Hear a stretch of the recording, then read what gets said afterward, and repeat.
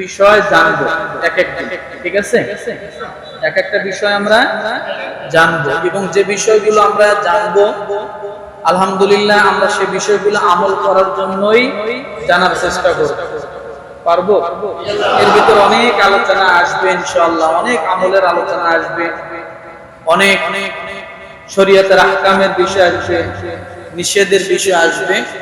তবে আমাদের মূল উদ্দেশ্য থাকবে এগুলো জেনে কি করা, আমল করা। তাহলে আজকে আলোচনার বিষয় কি? জানমালের নিরাপত্তার বিধানে ইসলাম কি বলে। আসুন আল্লাহ পাক রব্বুল আলামিন বলেন, ওয়ালা তুফসিদু ফিল আরদি বা'দা ইসলাহিহা ওয়াদউহু খাওফান ওয়া তামাআন ইন্না রাহমাতাল্লাহি করিবুম মিনাল মুহসিনিন। সূরা আরাফ, কোন সূরা? সূরা আরাফ আয়াত নাম্বার 56। কত? জবান খুলি, কারণ ঠান্ডা পড়ছে, অনেকের ঘুম আসতে পারে। চোখ বন্ধ করব না। আয়াত নাম্বার কত? কোন সূরা? সূরা আরাফ। আল্লাহ পাক রব্বুল আলামিন বলেন, ওয়ালা তুফসিদু ফিল আরদি বা'দা ইসলাহিহা, এবং পৃথিবীতে শান্তি প্রতিষ্ঠার পরে তাতে অশান্তি বিস্তার করো না। শান্তি প্রতিষ্ঠিত হওয়ার পরে তোমরা অশান্তি বিস্তার করো না। রব্বুল আলামিন একটি কাজ দিলেন, তোমরা অশান্তি করো না। এরপর আল্লাহ বলেন, অন্তরে ভয় এবং আশা রাখো। কি রাখতে বলছে? অন্তরে ভয় এবং আশা রাখো, তার সঙ্গে ইবাদত করো। কয়টা? ভয়, আশা, ইবাদত করো। রব্বুল আলামিন বলেন, এই তিনটি কাজ যদি তোমরা করতে পারো, আল্লাহ বলেন নিশ্চয় ইন্না রাহমাতাল্লাহি করিবুম মিনাল মুহসিনিন। নিশ্চয় আল্লাহর রহমত সৎকর্মশীলদের নিকটবর্তী আছে। তাহলে সৎকর্মশীলের গুণ কয়টা এই আয়াতে পেলাম? কথা বলেন। তিনটা। তার আগে আরেকটা আছে, ওয়ালা তুফসিদু ফিল আরদি বা'দা ইসলাহিহা। শান্তিময় জায়গাগুলোকে তোমরা কি করো না, অশান্তি করো না। দ্বিতীয় আল্লাহ বললেন তোমরা কি করো, ভয় করো। তৃতীয় আল্লাহ কি বললেন, আশা রাখো। চতুর্থ আল্লাহ কি বলেছে, ইবাদত করো। এই চারটি কাজ যারা করবে, আল্লাহ বলেন নিশ্চয় আল্লাহর রহমত তারা প্রাপ্ত হবে। দ্বিতীয় নম্বরে রহমত। এরপরে আল্লাহ তাদের উপাধি গুণ নাম দিলেন সৎকর্মশীল।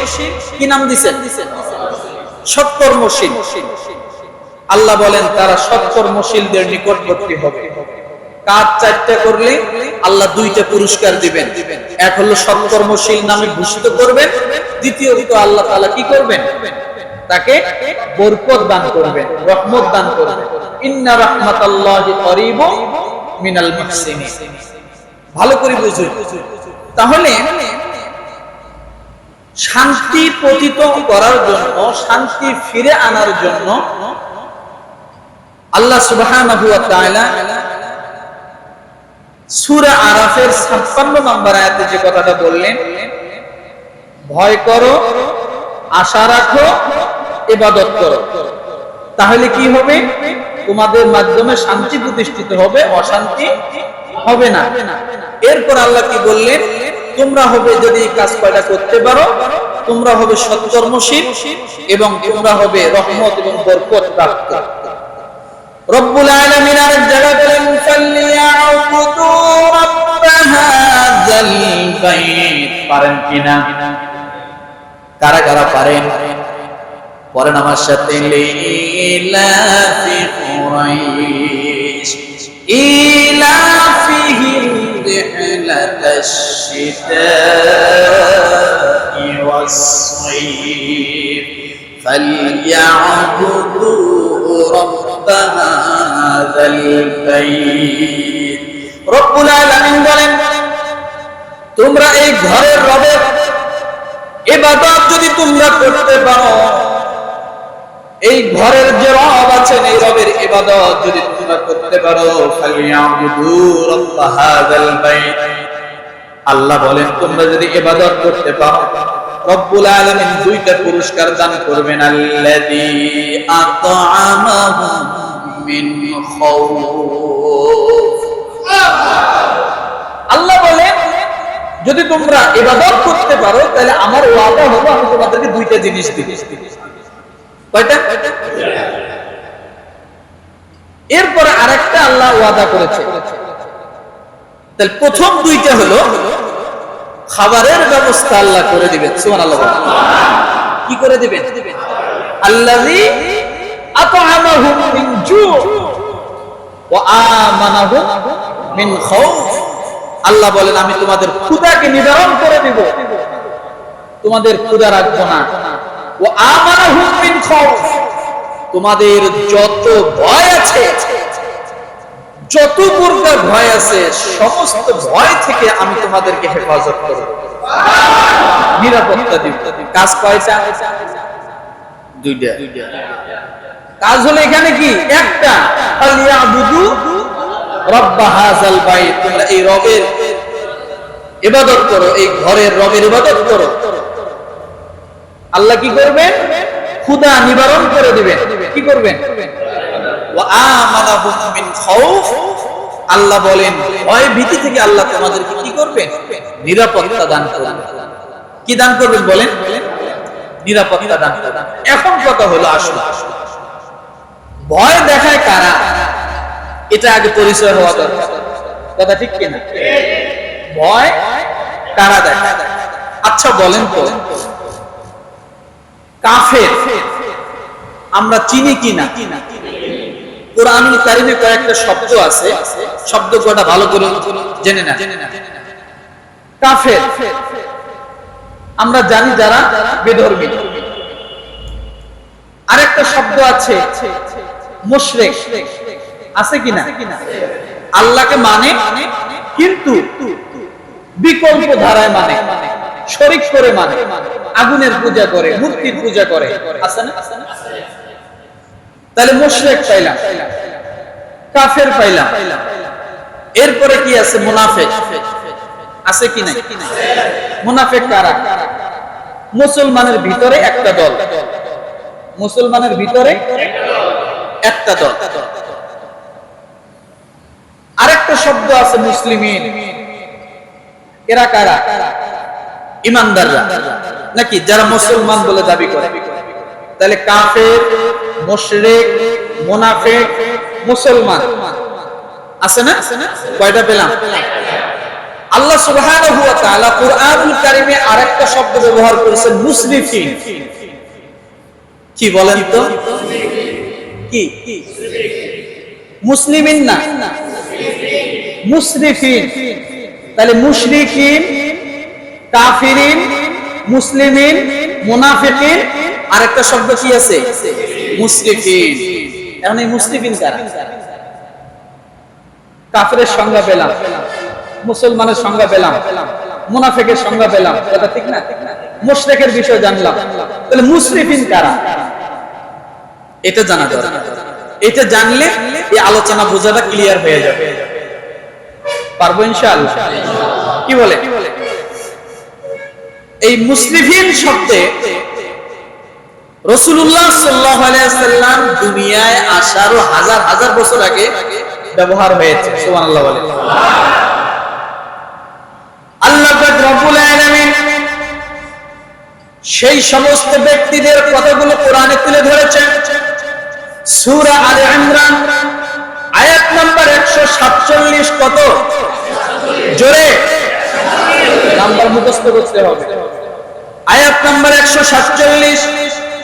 ওই ওই সমস্ত মানুষগুলো রব্বুল আলামিনের দরবারে কি বলে দোয়া করতো, ওয়া মা কানা قولهم إلا أن قالوا ربنا اغفر لنا ذنوبنا وإسرافنا في أمرنا وثبت أقدامنا وانصرنا على القوم الكافرين. رب العالمين কুরআন নাযিলের হাজার হাজার বছর আগে কিছু সংখ্যক মানুষ যারা ছিল তারা এই সমস্ত কথা বলে আল্লাহর কাছে দোয়া করত। কি বলে দোয়া করতে বলেন?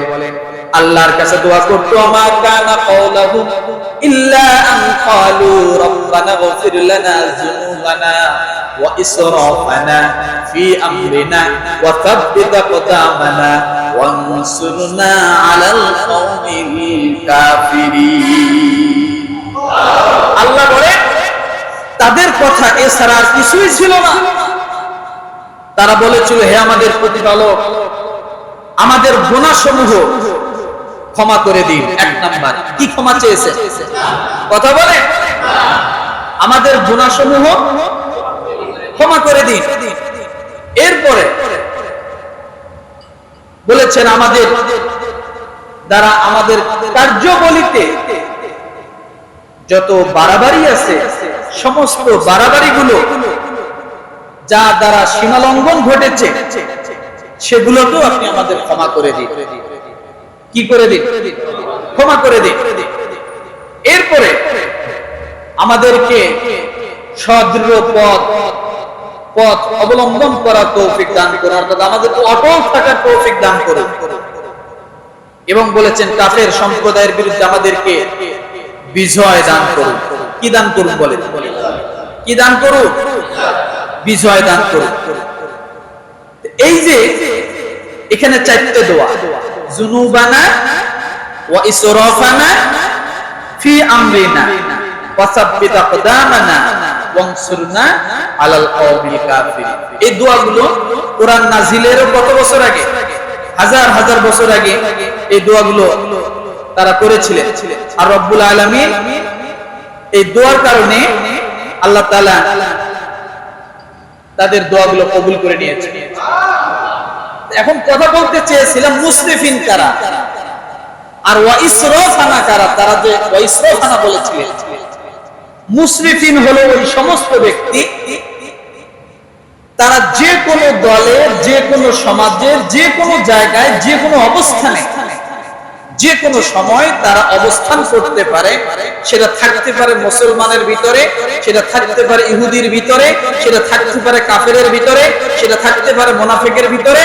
অর্থাৎ মানুষ নামক বস্তু যত জায়গায় আছে তত জায়গায় তারা থাকতে পারে। তাদের নাম আল্লাহ দিয়েছেন, তারা হলেন মুসরিফিন। কি বলে? তারা কি? এখন এই মুসরিফিন শব্দের অর্থ হলো সীমা লঙ্ঘনকারী। কি বলেন? কি লঙ্ঘনকারী? আল্লাহ পাক রব্বুল আলামিন সূরা ইউনূসের 12 নম্বর আয়াতে বলেন, ওয়া ইযা মাসাল ইনসানা দুররু দা'ানা লিজামবিহি আও কা'iদান আও কাইমা ফালাম্মা كشفنا عنه ضره مر كأن لم يدعنا إلى ضر مسه كذلك زين للمسرفين ما كانوا يعملون.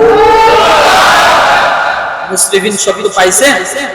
কাযালিকা যুয়্যিনা লিল মুসরিফিনা মা কানু ইয়ামালুন। এই মুসরিফিন কারা? কোন সূরা থেকে বললাম এই আয়াতটি? সূরা ইউনূস কত নম্বর আয়াত? আর আগেরটা কত নম্বর ছিল? আলে ইমরান। আয়াতগুলো মনে রাখবেন। আল্লাহ পাক রব্বুল আলামিন সূরা ইউনূসের 12 নম্বর আয়াতে কি বলেন? মানুষ যখন দুঃখ কষ্ট স্পর্শ করে, মানুষকে যখন দুঃখ কষ্ট স্পর্শ করে তখন সে শুয়ে বসে ও দাঁড়িয়ে অবস্থায় আমি আল্লাহকে বারবার ডাক দেয়, আছে না নাই? জীবনে আল্লাহর নাম নেয় না, বিপদে পড়েছে আল্লাহর নাম নিচ্ছে, আছে না নাই? সামনে কঠিন পরীক্ষার সম্মুখীন হবে, আল্লাহর নাম নিচ্ছে। শুধু তাই নয়, আল্লাহর নাম নেওয়ার জন্য স্পেশাল জায়গা কাবা শরীফের গিলাম করে আল্লাহকে ডাক দেয়। ওখানে আল্লাহকে ডাক দিয়ে সে দুনিয়ার জমিনে নিজ স্থানে এসে মানুষের সঙ্গে অত্যাচার করে, আছে না নাই? আছে না? আল্লাহ সে কথাই বলছে, মানুষ যখন দুঃখ দুর্দশা কঠিন পরীক্ষায় পড়ে তখন আমাকে শুয়েও ডাকে, বসে ডাকে, দাঁড়ায় ডাকে, সর্ব অবস্থায় ডাকে, আল্লাহ বাঁচাও। সেটা হতে পারে নদীর ভিতরে, সেটা হতে পারে সাগরে, জলে, স্থলে, সর্ব অবস্থায়, এমনকি আকাশ এবং জমিনের মাঝখানে এরোপ্লেনে যাচ্ছে, হঠাৎ করে কোনো দুর্ঘটনা দেখে জীবনে আল্লাহর নাম নেয় নাই, ওই সময় বিপদ দেখার সঙ্গে সঙ্গে অটোমেটিক ডাকতে বসে, আল্লাহ মাফ করে দাও, আছে না? আল্লাহ এই সমস্ত ব্যক্তিদের কথা বলছে যে যারা বিপদে পড়লে আমাকে ডাকে, অসুস্থ পড়লে আমাকে ডাকে, আছে না? এরকম অনেক আছে। হঠাৎ মুসল্লি বেড়ে গেল, কারণ কি? মুসল্লি বাড়ার কারণ হলো করোনা আসছে, মহামারী আসছে, মহামারী গেল, টুপিতে এখন দূরে পেশাব করে মাথায় আত্মায়, আসছে না নাই? কথা বলেন, আছে। আবার এই মহামারী আসাতে অনেক মানুষ সুবিধা মনে করে আখের একেবারে গোছানো শুরু করে দিচ্ছে, আসছিল আমার ভাইরা। আল্লাহ সে কথা বলছে, দাঁড়িয়ে সর্ব অবস্থায় আমাকে ডাকা শুরু করে দিল। তারপর আমি যখন তাদের কষ্ট দূর করে দেই, তখন সে এমন ভাবে, এমন ভাবে পথ চলে, সে কখনোই মনে করে তার কোনোদিন দুঃখ স্পর্শ করে নাই। ইলেকশন আসলো, নামাজ ধরল, টুপি মাথায় দিল, যাকে জীবনে সালাম দেয় নাই, হিন্দু মুসলমান কোনো পার্থক্য নাই, সালামের অভাব নাই, আছে না নাই? ইলেকশন শেষ হয়ে গেল, কঠিন পরীক্ষার মুহূর্ত যখন শেষ হয়ে গেল, এরপরে মানুষ যখন তার কাছে ন্যায্য অধিকার দাবি করার জন্য সামনে যায়, মানুষকে মানুষ মনে করে না, কুকুরের চেয়ে নিকৃষ্ট মনে করা শুরু করে দেয়, আছে না নাই? বানায় বললাম, কার কথা? আল্লাহর কথা। কোন সূরা? কত নম্বরে? 12 নম্বর। আল্লাহ বলে, যখন সে পরীক্ষা থেকে উত্তীর্ণ হয়ে গেল, তখন তার ভাবখানা এমন হয়ে গেল, আমি যখন তার বিপদ উদ্ধার করে দিলাম, এমন ভাব শুরু করলো সে মনে হয় জীবনেও বিপদে পড়ে না। মানুষের কিছু মানুষের এরকম অভ্যাস আছে না নাই? কাজকর্ম আছে না নাই? সর্বক্ষেত্রে, সব জায়গায়, একটা স্টুডেন্ট থেকে শুরু করে চাকরিজীবী পর্যন্ত, পরীক্ষার সামনে আসলে স্টুডেন্টরা নামাজ পড়ে, পরীক্ষা শেষ স্টুডেন্টের নামাজ শেষ, নাকি? চাকরি নাই, চাকরির জন্য নামাজ পড়ে, চাকরি হলো নামাজের হাত ধরে না, ব্যবসা ভালো যায় না, নামাজ ধরলো, ব্যবসা যখনই চাঙ্গা হলো তখনই নামাজ, নাকি নাই? সব জায়গায় এরকম কিছু মানুষ আছে। আল্লাহ পাক রব্বুল আলামিন তাই বলেন, এই সমস্ত লোক হলো সীমা লঙ্ঘনকারী, এই সমস্ত লোক হলো সীমা লঙ্ঘনকারী, নিজেদের কৃতকর্মের এভাবে মনোরম করে তোলা হয়েছে। অসুস্থ যখন শেষ হলো, নামাজ শেষ হয়ে গেল, বিপদ যখন শেষ হলো, নামাজ শেষ হয়ে গেল, আল্লাহ বলেন, কাযালিকা সুয়্যিনা লিল মুসরিফিনা মা কানু ইয়ামালুন। এই সমস্ত লোকগুলো হলো মুসরিফিন, যারা ভারসাম্যতা রক্ষা না করে অতিরঞ্জিত হয়ে আবেগ হয়ে তেলের মাথায় বেশি তেল দেয়, এই সমস্ত হলো বিপদ।